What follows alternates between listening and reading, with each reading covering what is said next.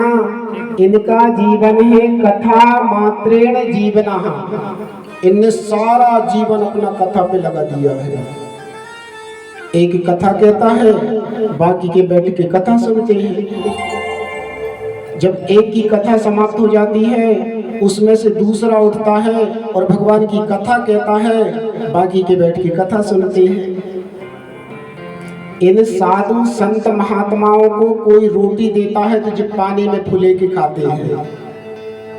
आटा बना लेते हैं महाराज और पानी में डाल लेते हैं और घोर के पी जाते हैं। क्यों पी जाते हैं? इसलिए पी जाते हैं कि जो साधु संत महात्मा स्वाद छोड़ के भक्ति करते हैं और हम इंसान स्वाद ले ले के भक्ति करते हैं। हमारी जीभ चटुर हो गई है। क्या हो गई है? जीभ हमारी चटुर हो गई है। अगर थोड़ा सा दाल में नमक कम हो जाए तो हम फिर वह दाल को नहीं खाते। थोड़ा सा मसाला कम हो जाए, क्यों? हमारी जीभ जो है ना वो चटुर हो गई है, इसलिए हम परमात्मा की भक्ति नहीं कर पाते। और जो साधु संत महात्मा है ना, कथा मात्रेण जीवनः, इनका जीवन है कथा। प्रश्न कर दिया सूत जी महाराज से। देखो, दो गंगा प्रकट भई है। कौन कौन सी गंगा प्रकट भई है महादेव के माध्यम से? एक भई है भागीरथी गंगा, भगवान शिव की जटाओं से प्रकट भई है, जो अलकनंदा बन के पैदा भई। और एक निकली है भागवती गंगा। इस भागवती गंगा को क्या करना है? इसको कान से पीना है। काय से पीना है? कान से। जब हम कान से इस कथा का श्रवण करेंगे, देखो भागीरथी गंगा में हम नहाने के लिए गए और बाई चांस हमारा पैर फिसल गया तो फिर हमारा क्या होगा? गोविंदाय नमो नमः हो जाएगा। और कहीं भागवती गंगा में हम आके बैठ गए और कहीं हमारा मन फिसल गया तो फिर हम भवसागर से तर जाएंगे। वहाँ मरना पड़ेगा और यहाँ तरना पड़ेगा। इसलिए महाराज हमें कुछ ऐसी कथा बताओ, ऐसी कथा बताओ, हमें दुख नहीं है, हमें सुख नहीं है। न हम किसी दुख को मानते हैं और न हम किसी सुख को मानते हैं। दुख होता है, हमारी मैया लोग बहनें लोग बैठी हैं, हमारे जजमान बैठे हैं, बताएंगे दुख होता है क्या? सुख होता है क्या? नहीं, दुख भी नहीं होता और सुख भी नहीं होता कि मन के हारे हार है और मन के जीते जी और मन ही मिलावत राम से और मन ही करत भजी। हमारा मन हम जैसा बना लेंगे। समझ लो, घर में दो बहुएं हैं, एक देवरानी है एक जेठानी है। तो देवरानी को दीपावली के दिन शादी आ गई, जेठानी को नहीं आई, तो देवरानी ने सुख मान लिया और जेठानी ने दुख मान लिया। अगर भावना बना ले कि इस दीपावली में देवरानी को आ गई है, अगली दीपावली में जेठानी को आ जाएगी। ना दुख हुआ और ना सुख हुआ। हम मनाते हैं दुख। इसलिए जो भागवती गंगा है महाराज, इसमें जो आके गोता लगा ले, देखो समझदार व्यक्ति हुई है। हमारे भगवान राम क्या करते थे? हमारे राम भगवान सर्वप्रथम उठ के माता पिता के चरणों में प्रणाम करते थे। करते थे कि नहीं करते थे? और भगवान सदा से भगवान भोलेनाथ जिनका हम लोग पूजन करते हैं ना, वो दिन रात भगवान राम का चिंतन करते हैं। बाबा गोस्वामी तुलसीदास जी इस भाव को लिखते, क्या कहते? अरे तुम पुनि राम राम दिन राती, तुम पुनि राम राम दिन राती, पुनि राम राम दिन राती, पुनि राम राम दिन राती,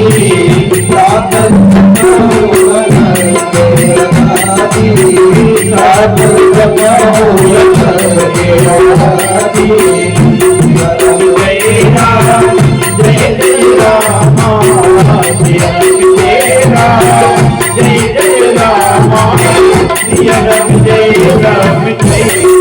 राम जय राम जय राम जय राम। दिन रात भगवान सदाशिव राम राम कहते थे। राम नाम की लूट है, लूट सके तो लूट। अंत समय में पछताएंगे जब प्राण जाएंगे छूट। इसलिए जब हमको समय मिले तब हम भगवान का चिंतन कर लें।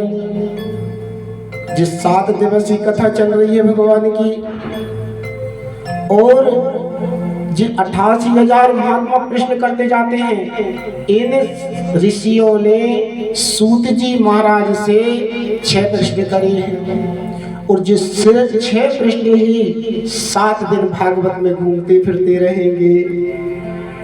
अच्छा महाराज, सूत जी महाराज हैं, और सूत जी महाराज के एक शिष्य हैं जिनका नाम है रोमहर्षण जी। भैया जी रोमहर्षण जी का मतलब क्या हुआ? बोले जी ऐसी कथा सुनाते हैं श्रोताओं को कि श्रोताओं के सारे शरीर के रोम खड़े हो जाते हैं, इसलिए इनका नाम है रोमहर्षण जी।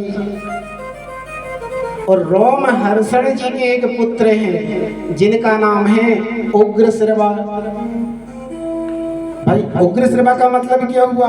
बोले जब जी कथा सुनाने के लिए बैठते हैं श्रोताओं को, तो श्रोताओं के कान खड़े हो जाते हैं, इसलिए इनका नाम है उग्रश्रवा।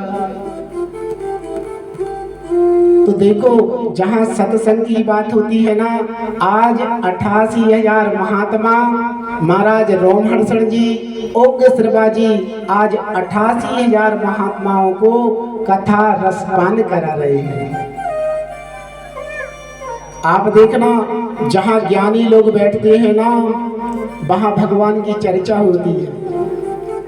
जे राम की कथा है, जे कृष्ण की कथा है, जे दुर्गा पुराण है, जे भक्ति पुराण है, जे राम जी है, जे कृष्ण जी है, जे श्याम जी है, जे राधे हैं, जे गौरा है, जे पार्वती है, चर्चा करते हैं कि ज्ञानी से ज्ञानी मिले। जब 2 ज्ञानी बैठते हैं ना, बैठ के तुम देखना आपस में चर्चा होती है और भगवान की कथा की चर्चा होती है। ज्ञानी लोग बैठ जाएं जहां, वहां भगवान की चर्चा होगी कि ज्ञानी से ज्ञानी मिले और 2 बातें होए, और मूरख से मूरख मिले तो फिर 2 लाते हो। ज्ञानी बैठ जाते तो सत्संग की बात होती है, और 2 मूर्ख बैठ जाएं तो तुम देखना वे कहेंगे ए कल मैंने पिलाई थी आज तू पिलाएगा, आज तेरी बारी। वही चर्चा करेंगे, कल तेरा नंबर था आज मेरा नंबर है। नहीं भैया, जहाँ परमात्मा की चर्चा होती है, जहाँ भगवान का चिंतन होता है ना, जिस साधु संत जो बैठे हैं ना, जिस सत्संग करते हैं, और ध्यान रखना साधु संतों का चरण और आचरण, इनमें से अगर एक भी मानव ने पकड़ लिया तो समझ लो मानव का कल्याण हो जाता है। आप दोनों मत पकड़ो, आचरण मत पकड़ो, छोड़ दो, चरण पकड़ लो। चरण नहीं पकड़ पा रहे, आचरण पकड़ लो तो मानव का कल्याण हो जाता है। और जब तक आप संतों की शरण में नहीं जाओगे, इस भाव को हमारे गोस्वामी तुलसीदास जी लिख रहे हैं। बिनु सत्संग विवेक ना होई, राम कृपा बिनु सुलभ न होई। बिनु सत्संग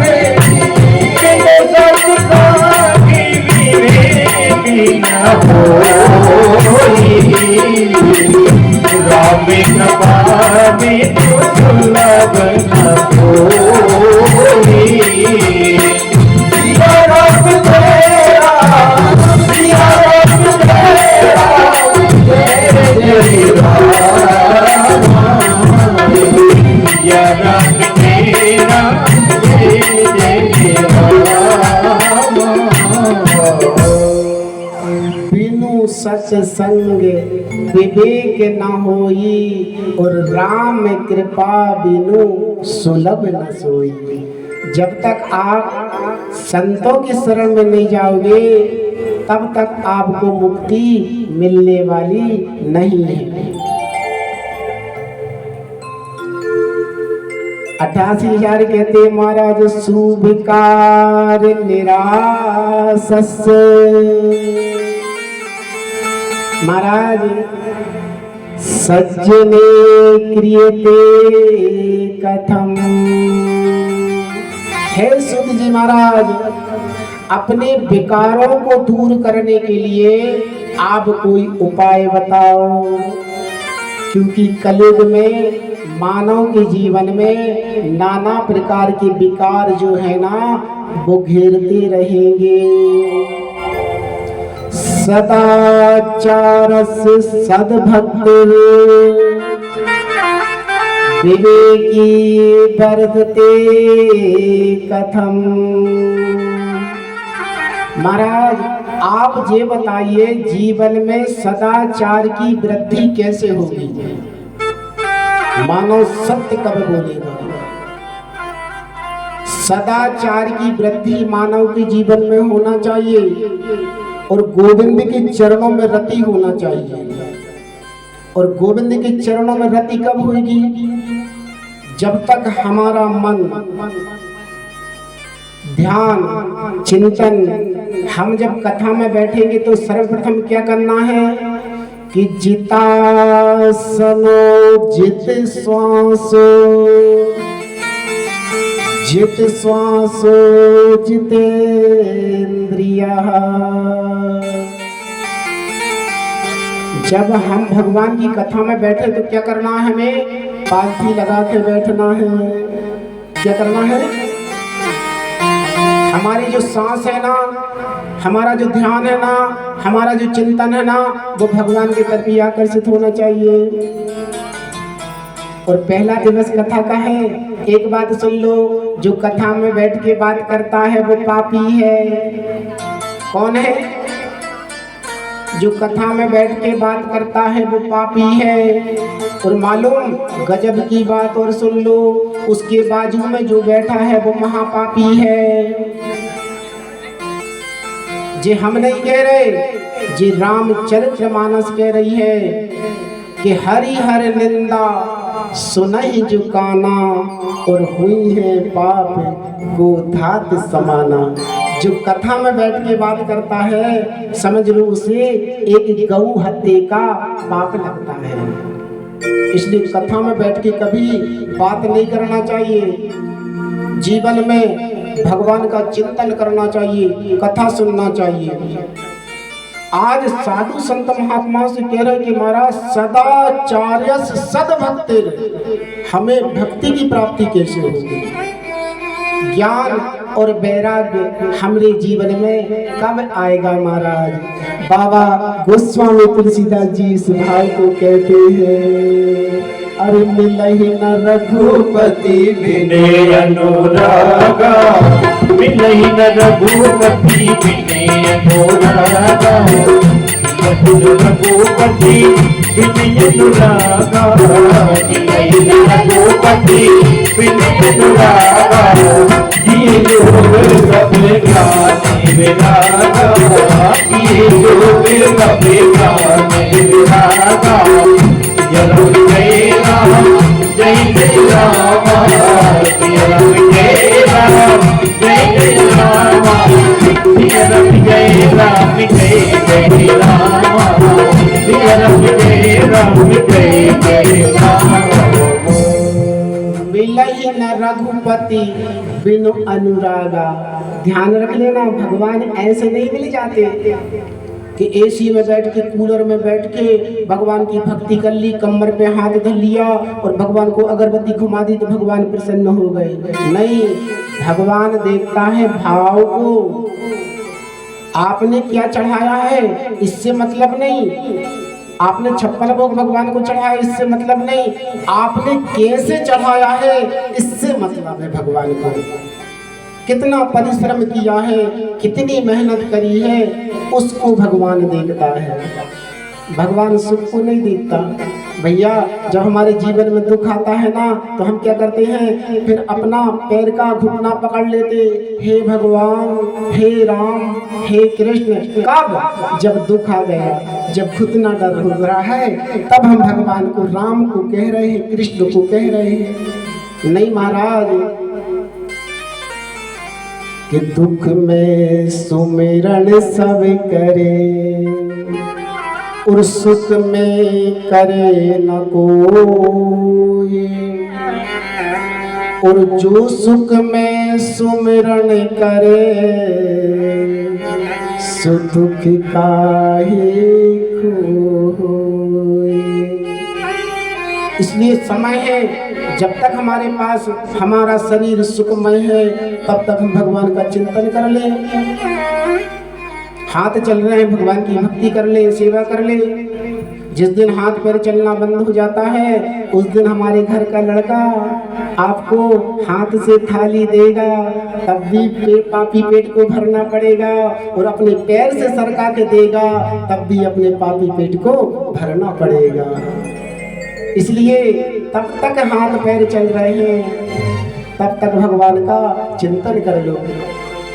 88,000 महात्मा कह रहे कि महाराज कोई शायद आकाश के तारे गिन सकता है, पृथ्वी के अणु कंकड़ पत्थर गिन सकता है, लेकिन आपके हृदय में जो कथा रूपी भंडार भरा हुआ है ना, उसको कोई नहीं गिन पाएगा। आपने कौन कौन सी कथा नहीं सुनाई, आपने कभी कृष्ण कथा सुनाई तो कभी राम कथा सुनाई तो कभी विष्णु पुराण सुनाया, कभी दुर्गा पुराण सुनाया महाराज। इसलिए हमें आप इस कलयुग में क्यों, और सार सार की बात बताना महाराज, क्योंकि कलयुग में मानव के पास टाइम नहीं रहेगा। का नहीं रहेगा टाइम, क्योंकि मानव का पैर पकड़ के बैठ गया है मगर।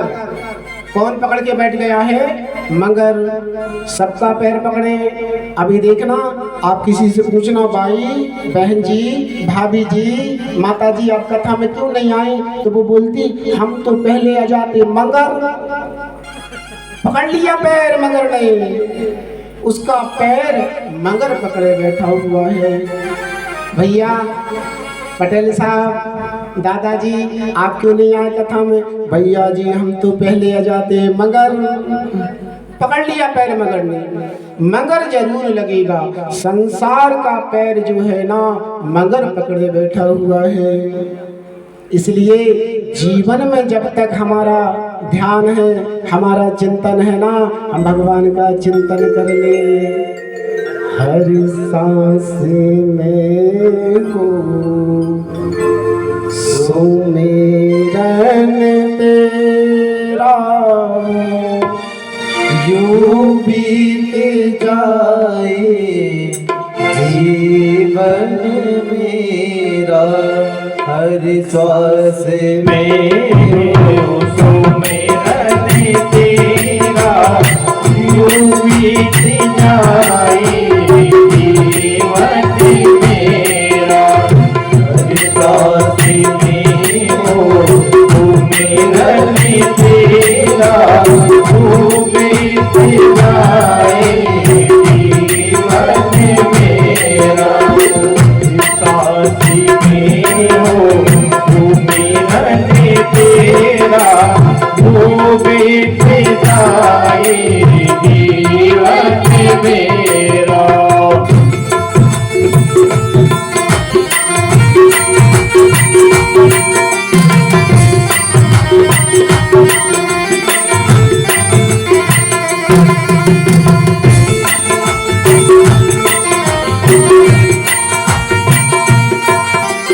जब हम कथा में बैठते हैं ना तो क्या करते हैं, जब हम कीर्तन करते हैं, भगवान का भजन करते हैं और भगवान का चिंतन करते हैं ना, तो मन में जो संशय का पक्षी बैठा है ना, हमें उसको दूर कर देना चाहिए।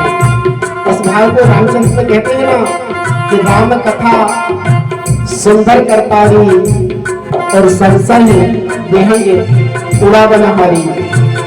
राम जी की कथा में हमें ताली बजा के कीर्तन करना चाहिए।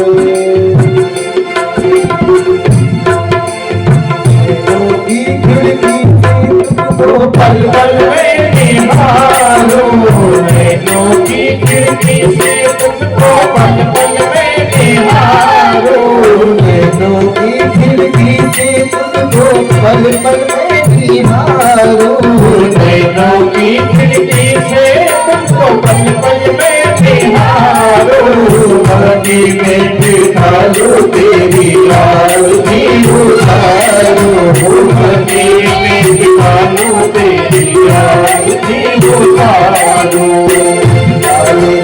तेरे चरणों में मैं तेरा यूं भी जाए जीवन मेरा, हरे काशी मेरा तू मेरा तेरा, तू बीत जाए जीवन मेरा, हरे काशी मेरा तू मेरा तेरा, तू बीत जाए जीवन मेरा।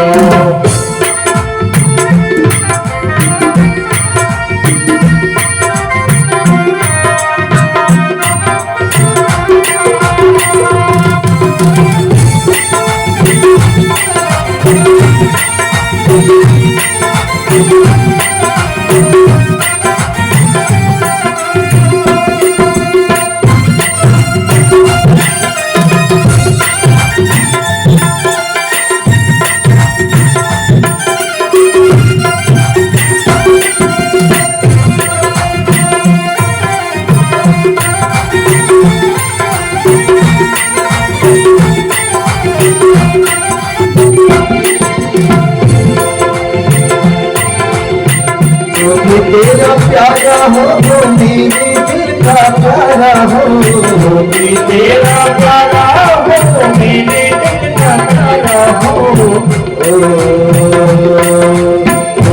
तेरा प्यारा हो मेरे दिल का प्यारा हो, तेरा प्यारा हो मेरे दिल का प्यारा हो, तेरे दरबार में दिया होगा वो तारा हो, तेरे दरबार में दिया होगा वो तारा हो, कब्र में निहारो तो मेरा कब्र में निहारो सुनेगा जो बीत जाए जीवन मेरा, हर साथ में हो मेरा तेरा, जो बीत जाए जीवन मेरा, हर साथ में हो मेरा तेरा, जो बीत जाए जीवन मेरा, हर साथ में हो मेरा तेरा, तू बीत जाए जीवन मेरा, तू बीत जाए जीवन मेरा, तू बीत जाए जीवन मेरा। हर सांस में हो सुमिरन तेरा, यूं बीत जाए जीवन मेरा। इसलिए भगवान को अपने हृदय में विराजमान कर लो। सूत जी महाराज किसे 88,000 महात्मा कहते हैं, प्राप्त कलयुग खोरे नारा पुण्य विवर्जिता, दुराचार रता सर्वं सत्यवार्ता परम मुखः। महाराज, इस कलयुग में सत्य बात से तो आदमी मुंह मोड़ लेंगे, सत्य वार्ता परामुखा। हाँ, झूठ ही झूठ, जितना बनेगा ना झूठ बोलेंगे। हर आदमी चाहता है कि हमसे आदमी सत्य बोले, लेकिन वो दूसरों से झूठ बोलता रहेगा।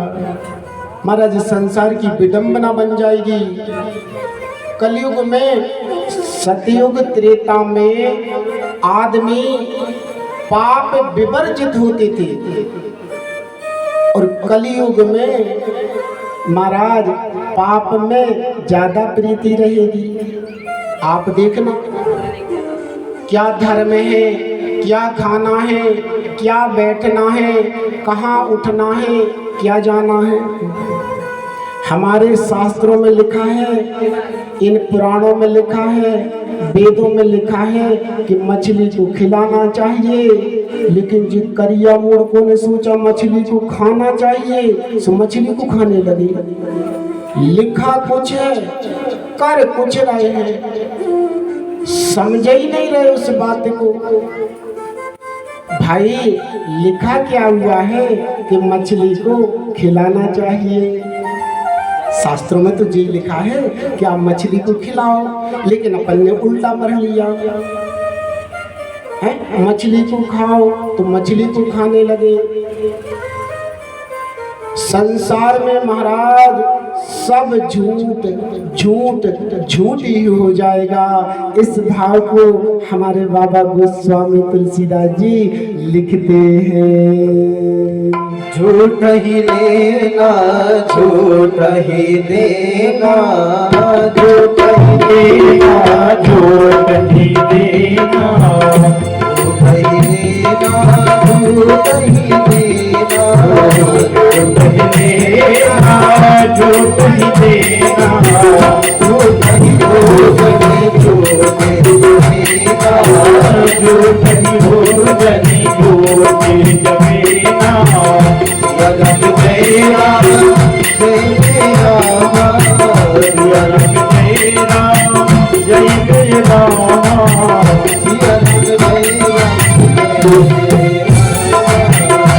रंग तेरा जय जय राम, रंग तेरा जय जय राम।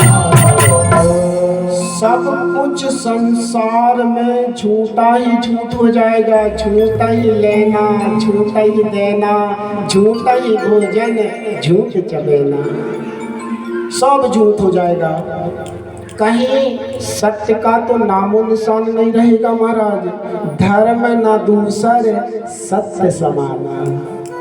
महाराज, सत्य का तो नाम नहीं रहेगा। कलयुग में चारों वर्ण अपनी गिरावट में आ जाएंगे। चार वर्ण हैं हमारे, और हमारे चार वेद हैं। चार वर्ण कौन कौन से हैं हमारी? चारों वर्णों में गिरावट आएगी।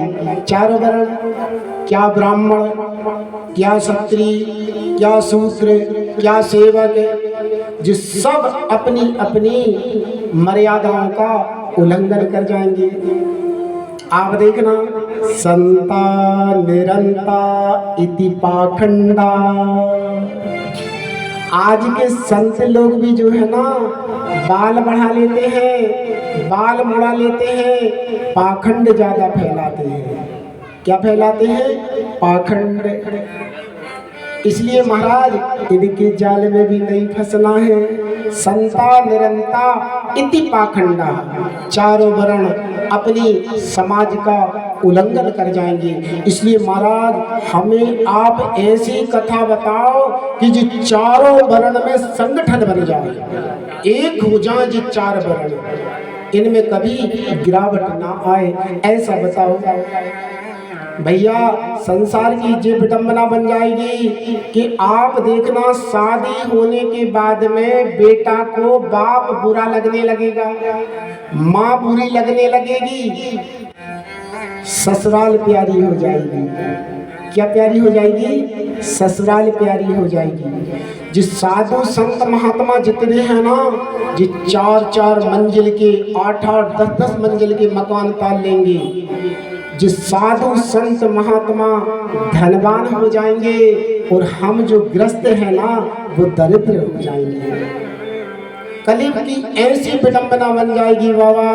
इस भाव को हमारे गोस्वामी तुलसीदास जी कहते हैं, बहुधा में सवारी धाम चली, सीता हरि लीला रही बिरथी, तब सीतन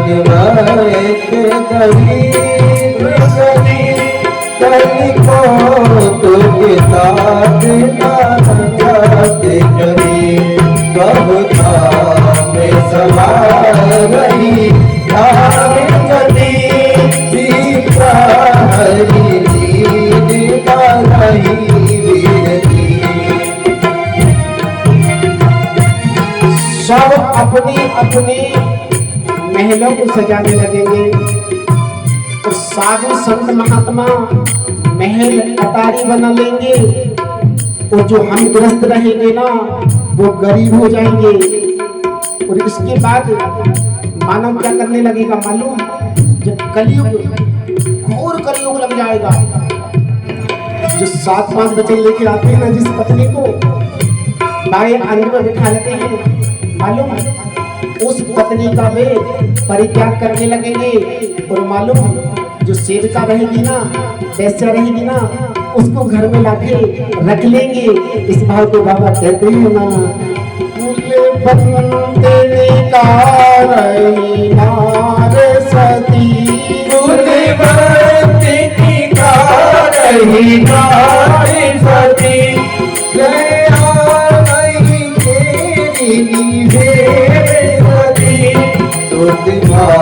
नहीं मात पिता अब लालन दिख नहीं जब कुल नारी सती, मतलब जो कुल की मर्यादा का पालन करेगी ना, मानव उसका परित्याग करने लगेंगे। घोर कलयुग लग जाएगा। शुद्ध मानव माता पिता लोग माता पिता की सेवा करना भूल जाएंगे। माता पिता की नहीं, हाँ उनको क्या प्यारी लगने लगेगी? उनको ससुराल प्यारी लगने लगेगी। ससुराल प्यारी लगे जब के, ससुराल प्यारी लगी जब के, दीपुरुष कुटुंब भाई तक के, दीपुरुष कुटुंब भाई तक के, सब पाप पराधन धर्म नहीं, सब पाप पराधन धर्म नहीं, सही धन विगत बजानी थी, सही धन बजाने बजानी थी। सिया राम तेरा, सिया राम तेरा, सिया राम तेरा, सिया राम तेरा, सिया राम तेरा, सिया राम तेरा, सिया राम तेरा, सिया राम तेरा। महाराज संसार की जी विडंबना बन जाएगी, सब झूठी झूठ हो जाएगा। इसलिए आप हमें कोई अच्छी कथा बताओ।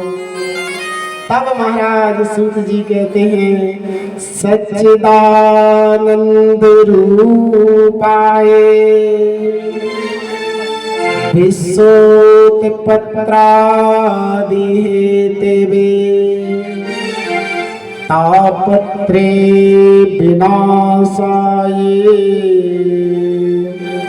श्री कृष्णाय वयं नमः।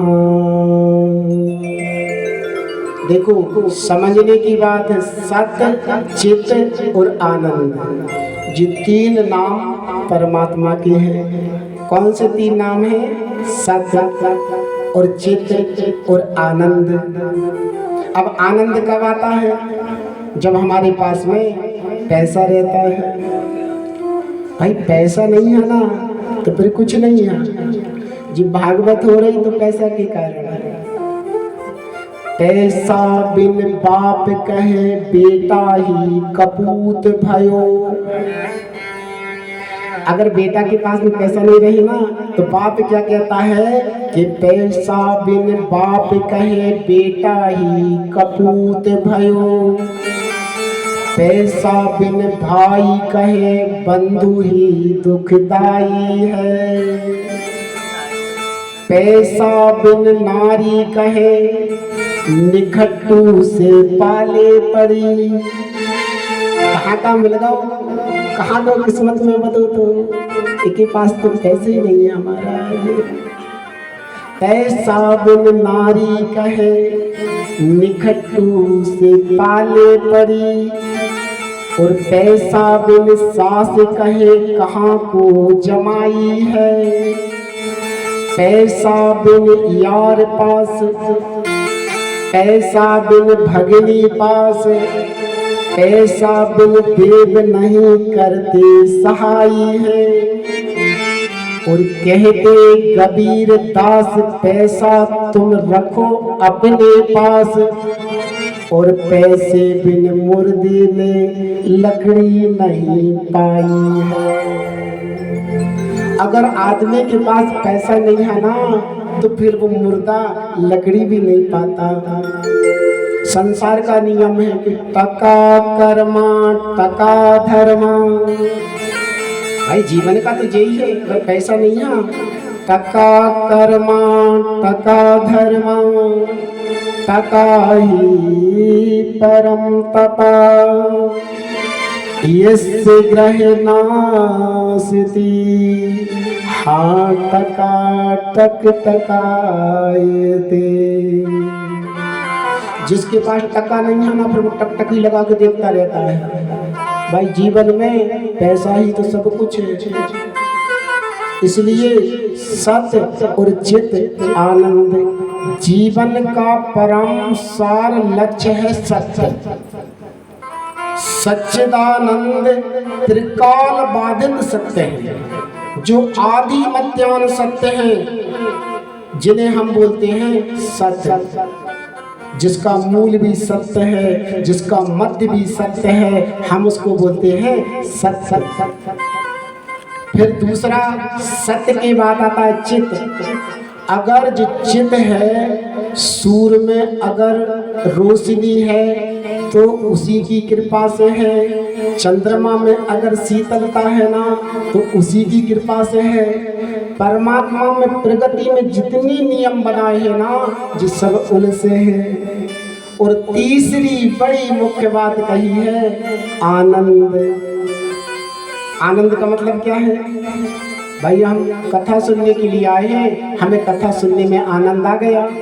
देखो आनंद ही कृष्ण है और आनंद ही राम है। हम चतुर्वेद दिवस जब भगवान श्री कृष्ण का जन्मोत्सव मनाते तब कहते हैं ना कि नंद घर आनंद भयो जय कन्हैया लाल की। जन्माष्टमी में हम भैया लोग माताएं बहनें घर में पूजन करते हैं तो कहते हैं नंद घर आनंद भयो जय कन्हैया लाल की। अबध घर राजा राम भव जय राजा राम की। जे थोड़ी बोलते हैं कि नंद घर कृष्ण भव, बोलते हैं क्या? नहीं बोलते, नंद घर आनंद। इसलिए सच्चिदानंद सत्य और चित जी आनंद, आनंद ही राम है और आनंद ही कृष्ण है। ऐसे श्री कृष्णाय वयं नमः। हम भगवान श्री कृष्ण को हम नहीं, अकेले नहीं, जिस सारा जगत जिस सारा संसार उन भगवान के चरणों में प्रणाम करता है, नमन करता है। इसलिए सत्य चित और आनंद उन्हीं का सार है महाराज। इसलिए महाराज अच्छे विधान से संक्षेप में, क्योंकि कलयुग में मानव के पास में टाइम नहीं रहेगा। तो सूत जी महाराज कहते हैं महाराज टाइम तो निकालना पड़ेगा। क्यों निकालना पड़ेगा? काल ब्याल मुखी गिरास तिरास निर्वास हेते बे श्रीमद् भागवत शास्त्रम कलोक्रेण भाषितम। ध्यान सुनना। काल ब्याल मुख गिरास। हम एक सर्प के मुंह में बैठे हुए, ब्याल बोलते हैं सर्प को, और हम एक सर्प के मुंह में बैठे हुए हैं। जिस सारा संसार सर्प के मुंह में बैठा हुआ है। सुरक्षित कब तक है? जब तक वो सर्प मुंह बंद नहीं कर लेता। और जिसी दिन उस सर्प ने मुंह बंद कर लिया, उसी दिन अपना हो जाता है राम नाम सत्य है और सबकी यही गति है। इसलिए महाराज आप हमें बड़े संक्षेप में कलोक्रेण भासतम क्रेण सुकेण भासतम। हम इन कानों से भगवान की कथा सुने ना, तो हम संसार भाव सागर से पार हो जाएं। चिंता करने की जरूरत नहीं है कि जल में, थल में, पशु पक्षी अन्न में कौन बसा है? सत्य और चित्त और आनंद। अरे भैया, तो महाराज जिस 7 दिन हम अगर श्रीमद् भागवत कथा सुन लेंगे तो क्या होंगे? बोले 7 दिन में ही आपको मोक्ष मिल जाएगा। अब मोक्ष का मतलब जी नहीं समझ लेना कि हम मर गए तो मोक्ष हो गया। नहीं, मोक्ष का मतलब मरना नहीं होता। हम जिस दिन भगवान के चरणों से, भगवान की कथा से, भगवान के कीर्तन से जुड़ जाते हैं, उसी दिन हमने अपने मोक्ष का साधन बना लिया। बना लिया कि नहीं बना लिया?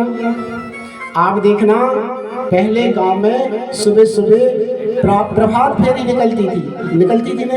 अभी हमको बताया कि हमारे गांव में रोज सवेरे प्रभात फेरी निकलती है। कितना अच्छा सत्संग होता है जी। तो भगवान का है कि हम भगवान से जुड़ गए। पहले तो माताएं बहनें भी जाती थी प्रभात फेरियों में और सुबह उठ के भगवान का चिंतन करती थी। महाराज जब जो श्रीमद् भागवत कथा सुखदेव जी ने महाराज परीक्षित को सुनाई ना, और जब परीक्षित को 7 दिन मरने का श्राप लगा था, देखो जब परीक्षित को नहीं लगा, जितने संसार के परीक्षित है ना, उनको 7 ही दिन में मरना है। बता दो अगर 8वां दिन बना हो कि पंडित जी 8वां दिन जी बना है, 7 दिन के अंदर ही हम लोगों को मरना है। इसलिए तो जी 7 दिवसीय श्रीमद् भागवत कथा और 7 दिन में ही परीक्षित को श्राप लगा। महाराज सुखदेव जी जब कथा सुना रहे थे तो देवता आ गए। ए महाराज लो जी कथा हमें सुना दो और जी अमृत का कलश लो और इस अमृत में आपको निकाल के महाराज परीक्षित को पिला दो। सुधा कुंभम गृहीत में देवास्त्र तत्र समागमम। सामने आ गए, कलश रख दिया, लो महाराज जी अमृत है ना, परीक्षित को पिला दो। जो अमृतमय कथा आप सुना रहे हैं ना, वह कथा हमें सुना दो। सुखदेव जी ने कहा, बाहरे देवताओं, बड़े स्वार्थी हो तुम लोग। सुना तो देता, लेकिन तुमने अमृत की तुलना कथा से कर ली। अरे कहाँ कथा मणि है और कहाँ अमृत कांच का टुकड़ा। इसलिए महाराज बराबरी नहीं हो सकती। बराबरी नहीं हो सकती। और 7 दिन जब श्रीमद् भागवत कथा सुन के महाराज परीक्षित सीधे वैकुंठ चले गए। ब्रह्मा जी ने देखा, जी कैसे हो गया महाराज, इनको वैकुंठ स्वर्ग कैसे मिल गया? बोले इनने 7 दिन श्रीमद् भागवत कथा रसपान कर ली। अच्छा महाराज, कैसे कर ली इनने कथा? बोले शुद्ध भाव से आसन लगा के भगवान का चिंतन करते हुए। देखो, हमारे मन में हमारा घर है, तुम्हारा घर है, लेकिन कहने के लिए तुम्हारा है। तुम कह रहे हमारा घर है, लेकिन कब्जा किसी और का है। मालूम कब्जा कौन का है? नहीं है मालूम? तुम्हारे घर में कब्जा कोई और करके बैठा है। कौन बैठा है? काम, क्रोध, लोभ, मोह, मद, मत्सर, जब अपार सेना भरी हुई है तुम्हारे घर के अंदर। अगर इनको निकालना चाहते हो तो कैसे निकलेंगे?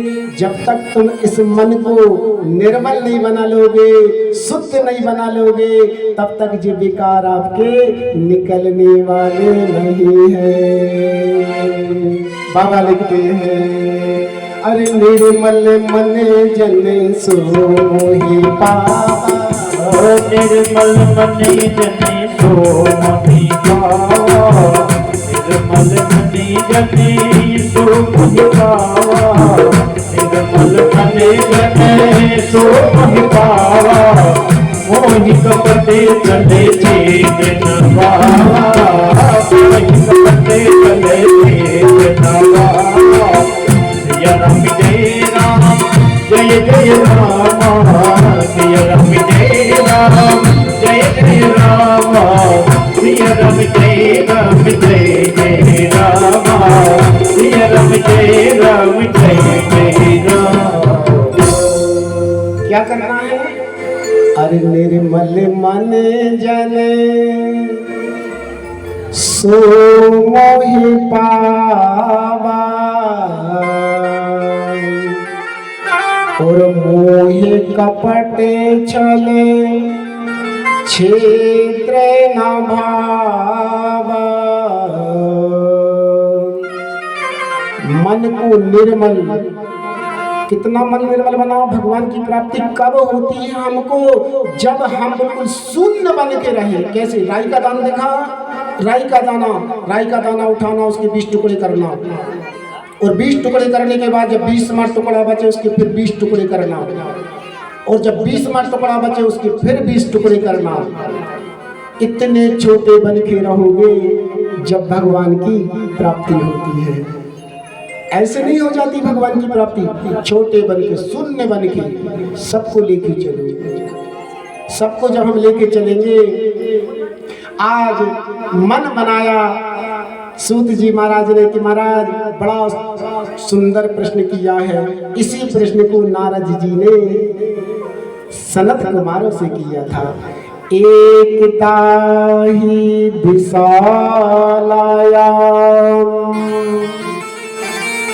चतवार ऋषियों आमलहा,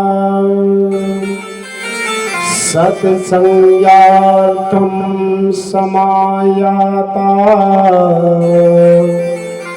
आदुर्स तत्रे नारदम। एक समय चारों भैया सनत नंदन सनत कुमार जो 4 भैया हैं, इनकी उम्र 5 वर्ष की रहती है। सत्संग की इच्छा से भ्रमण कर रहे थे बद्रीनाथ धाम में कि नारद जी से भेंट हो गई। जैसे ही नारद जी से भेंट भई तो नारद जी बड़े उदास, इतने उदास महाराज। सनत कुमारों ने कहा नारद जी देखो, नारम ज्ञानम ददाति ते नारद। नारद का अर्थ समझ लेना आप लोग भी। नारद किसको बोलते हैं? नारम ज्ञानम ददाति ते नारद। जो सबको ज्ञान दे वो नारद, जो किसी की बनने ना दे वो नारद, जो किसी की बन जाए बिगाड़ दे वो नारद। आजकल हर गांव में 1-2 नारद मिलेंगे। हर गांव में एक दो नारद मिलेंगे और उनके पीछे उनके 2 PM मिलेंगे और उनकी पेमेंट मालूम क्या है? बीड़ी, माचिस और सिगरेट उन पीओ में की। फिर तुम करवा लो उनका बुरा। अब भैया हम तो आपके गांव में कथा करने के लिए आए हैं, मगर आप लोग जब हम जाने लगे 7वें दिन बता देना कि हमारे गांव को जो आदमी नारद है, वो नारद से हम लोग भी मिल लेंगे कम से कम, क्योंकि हर जगह तो नारद होते हैं। नारम ज्ञानम ददाती ते नारद। इसलिए बड़ी चिंता में बैठे थे महाराज। सनत कुमारों ने कहा, नारद जी, संसार की बुराइयों को दूर करने वाला आज खुद चिंता में बैठा है, क्या कारण है? अरे जो संसार की चिंताओं को दूर करता है, आज वो स्वयं चिंता में बैठ जाए, तो बताओ क्या कारण है? नारद जी ने कहा, महाराज ऐसा कोई तीर्थ नहीं छोड़ा, ऐसा कोई धाम नहीं छोड़ा जहाँ मैं नहीं गया, मगर मेरा मन जो है ना वो उदास हो गया। पुष्करम चा प्रयागम चा काशीम गोदावरीम तथा हरिक्षेत्रम कुरुक्षेत्रम श्रीरंग सेतु बंधनम। महाराज पुष्कर गया, प्रयाग गया, काशी गया।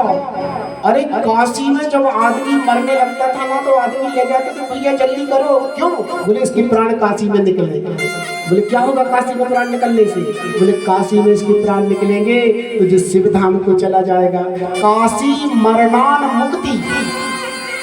पहले डॉक्टर लोग मना कर देते थे कि भैया अब ये बचने वाला नहीं है, तो क्या करें? बोले एक काम करो, इसको काशी ले जाओ। काशी ले जाओगे, वहाँ जो प्राणों का परित्याग करेगा ना, तो इसको मुक्ति मिल जाएगी। सब जगह गया महाराज, ऐसा कोई जगह बाकी नहीं जहाँ मैं नहीं गया। मगर आगे जैसे ही बढ़ा महाराज, तो मैंने देखा चलो गृहस्थों के घर में चलता हूँ।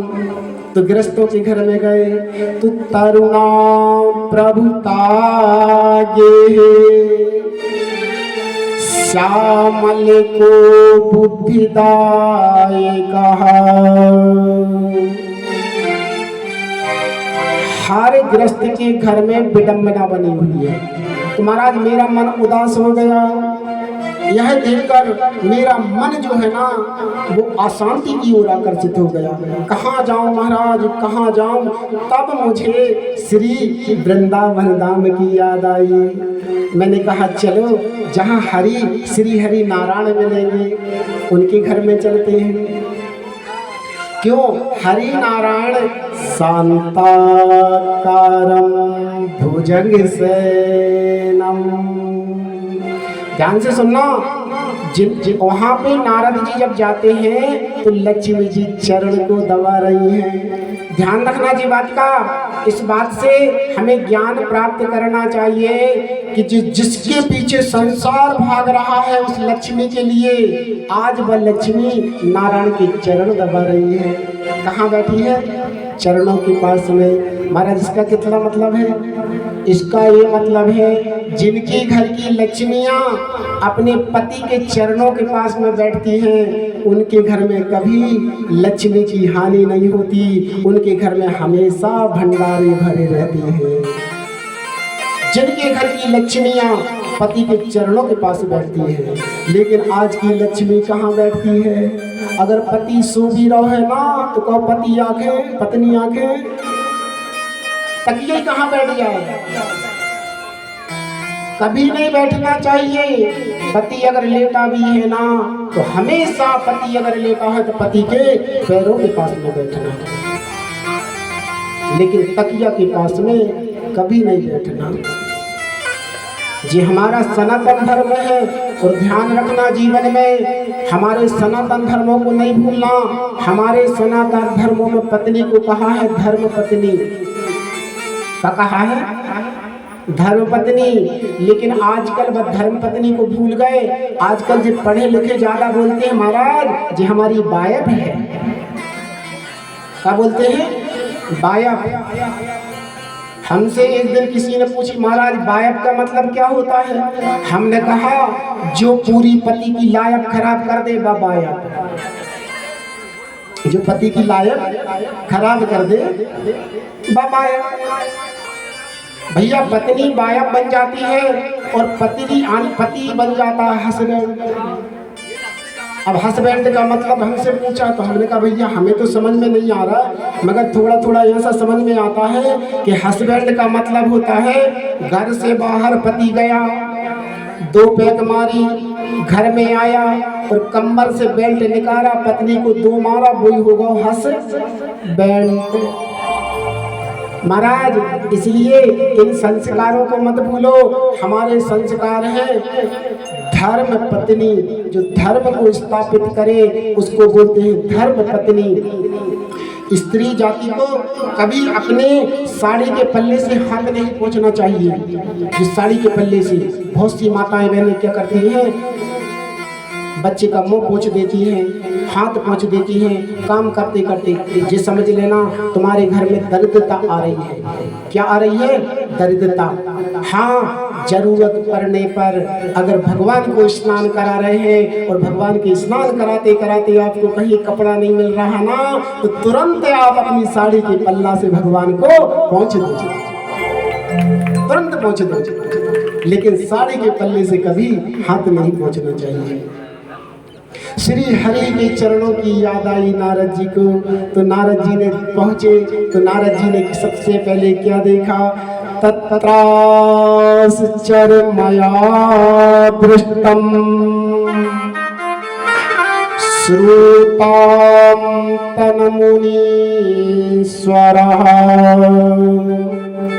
एकता तु तरुणी तत्र निसंदेनाखिल मानसः। एक स्त्री बैठी हुई है और उसके बाजू में 2 बूढ़े पड़े हुए हैं अचेतन अवस्था में। कुछ देवियां बैठी हैं, पंखा हिला रही है, मक्खी भगा रही है, हवा करते जा रही है, और वो 2 भी बैठी बैठी रो रही है। नारद जी ने सोचा जी क्या हो गया महाराज, ये भीड़ कैसी लगी है, चलो चल के देख लेते हैं ये स्त्री क्यों रो रही है। मगर नारद जी ने सोचा भैया ये स्त्रियों का स्वभाव होता है, थोड़ी देर में रोने लगती है और थोड़ी देर में हंसने लगती है, इसलिए अपन काय को जाओ, बीच में क्यों पड़ो। नारद जी ने कहा अपन बीच में पड़ने की आवश्यकता नहीं है, सीधे निकल चलो, इनके जंगल में मत पड़ो। का मालूम क्यों रो रही है, कैसे रो रही है, क्यों रो रही है। जैसे ही नारद जी जाने लगे ना, तो उस देवी ने आवाज लगाई, भो भो साधु क्षणम। हे साधु महाराज थोड़ी देर तो ठहर जाइए, रुकिए जरा थोड़ी देर। भो भो साधु क्षणम तैसे मच चिंता विनाशाय दर्शनम तब लोकस्य सर्वदागहरम परम। हे महाराज जिनके दर्शन मात्र से मानव का कल्याण हो जाता है, हे महाराज भो भो साधु नाम कर चित्तम। थोड़ी देर तो रुक जाओ, आप रुकिए। जैसे ही आप जैसे कि संतों के दर्शन पाने से कि पारस के परसन से लोहा कंचन हो, तेव संतन के संग से जड़ भी चेतन होए। जब साधुओं की संगति मिल जाती है ना महाराज, तब आप जैसे भाग्य उदेन बहु जन्म समर्जिते, जब पूर्व जन्म के पुण्योदय होते हैं ना, जब कहीं जाके हमको साधु संत महात्माओं के दर्शन मिलते हैं, हे महाराज कहाँ चले जा रहे हो, 2 मिनट तो रुक जाओ। तब उस स्त्री ने सहानुभूति दिखाई ना, तब नारद जी उनके पास में गए। नारद जी ने कहा, देवी कौन हो तुम, और जी जो बच्चे पड़े हुए हैं जी कौन है? कासित्वयं विमोचे मां, कहाँ से आई हो, कौन हो तुम? कासित्वयं का विमोचे मां, नार्या का पक्ष लोचना, पद देवी सा विस्तारम, सुखस दुखस्य कारणम। हे देवी बताओ तुम्हारे दुख का कारण कौन हो तुम, और जी तो बूढ़े पड़े हुए हैं ना जी कौन है? तब नारद जी ने सहानुभूति दिखाई ना, तब उस देवी ने अपना पूरा परिचय दिया। अहम भक्ति रीति ख्याता, ये मोई में तनियो मतो, ज्ञान वैराग्य नामानो, काल योगे नजर जरो। महाराज मेरा नाम भक्ति है, मेरा नाम भक्ति है, और जो अचेत अवस्था में जो पड़े हुए हैं ना जी मेरे दो बेटे हैं, ज्ञान और वैराग्य। अभी महाराज नारद जी असमंजस में पड़ गए कि बताओ जबकि माँ की उम्र 80 साल और बेटे 25-25 साल के। अब देखिए 25 साल के बेटे की 80 साल की बुढ़िया माँ सेवा कर रही है। क्या कर रही है? सेवा कर रही है। समय की विडंबना देखो महाराज, मैं अनेक देशों में घूमी, लेकिन जैसे ही वृंदावन धाम में आई ना महाराज, मेरे बच्चों की ये हालत हो गई, मैं नवयुवती बन गई और मेरे दोनों बच्चे बूढ़े हो गए।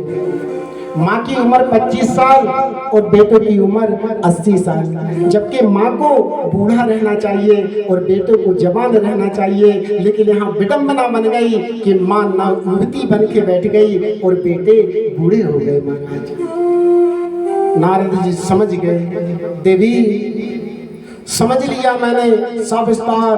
तुरंत नारद जी ने ज्ञान और वैराग्य के कान में जाकर सारे वेद मंत्रों का पाठ किया, और जैसे ही वेद मंत्रों का पाठ किया जाके उपनिषदों का पाठ किया जाके 4 वेद सुना दिए, 6 पुराण सुना दिए महाराज। यहाँ तक कि महाभारत जैसा अनमोल रत्न जिसमें एक है गीता, एक बार नहीं गीता पाठे मुहुर्मुहु, अनेकों बार गीता का पाठ सुना दिया, लेकिन थोड़ी सी तो चेतन अवस्था आई, फिर जिनके तो सो गए। अब नारद जी को बड़ी चिंता भई कि मेरे खजाने में, मेरी औषधालय में जितने चटनी चूर्ण थे मैंने सब चटा दिए, लेकिन ये स्वच्छ नहीं हुए। महाराज आपने पूछा था ना मेरे दुख का कारण, तो महाराज मेरे दुख का कारण ये है कि ये स्वच्छ कैसे होंगे। सनत कुमार ने कहा महाराज हमारे पास है उपाय, चिंता करने की आवश्यकता नहीं है। माँ चिंता कुरु देवर से, हर्षितम समाबहे, उपायः सुख साध्यो अत्र, वर्तते यद् पूर्वैः। सनकादियों से कहा महाराज आपको हम उपाय बताते हैं, आप उद्यम करो। अब देखो उद्यम का मतलब क्या है? उद्यम सफलातेयम भवस्यति न संशयः। अभी तक आपने जो इनको सुनाया है ना, मैं कहता हूँ आप इनको श्रीमद् भागवत कथा श्रवण पान कराओ। फिर देखना महाराज, जो ज्ञान और वैराग अपनी मैया के साथ में देखने कैसे ताता थैया होके नाचते हैं। आप एक बात तो सुनाओ। भरत जी ने कहा महाराज मैंने इतने ग्रंथ सुना दिए, गीता का पाठ सुना दिया, उनसे कुछ नहीं हुआ, भागवत से क्या होगा। सनत कुमार ने कहा महाराज आप सुखदेव जी से मुख से गाया हुआ जो पावन गीत श्रीमद् भागवत कथा एक बार तो रसपान कराइए इनको, फिर देखिए आनंद। तुरंत महाराज नारद जी ने कहा प्रभु इससे बढ़िया कुछ नहीं हो सकता, आपके मुखार बिंद से ही आप इन्हें श्रीमद् भागवत कथा श्रवण पान कराओ।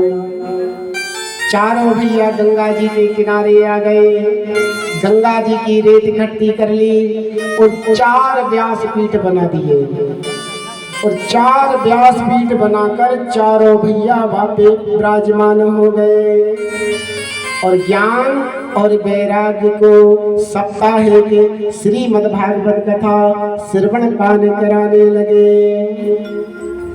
गृहस्थों को पता चला, पति पत्नी सहित सुनने आ गए, बाल बच्चों को लेके आ गए, संतों को पता चला, संत आ गए कथा सुनने के लिए। कोई ताली बजा रहा है, कोई कीर्तन कर रहा है, कोई भजन कर रहा है, कोई शंख फूंक रहा, जया शब्द नमः शब्दः शंकम शब्द से तथैव च। वहां बैठ के जैसे ही साप्ताहिक श्रीमद् भागवत कथा सनकादियों ने ज्ञान और वैराग और भक्ति को सुनाई है, उसी समय ज्ञान और वैराग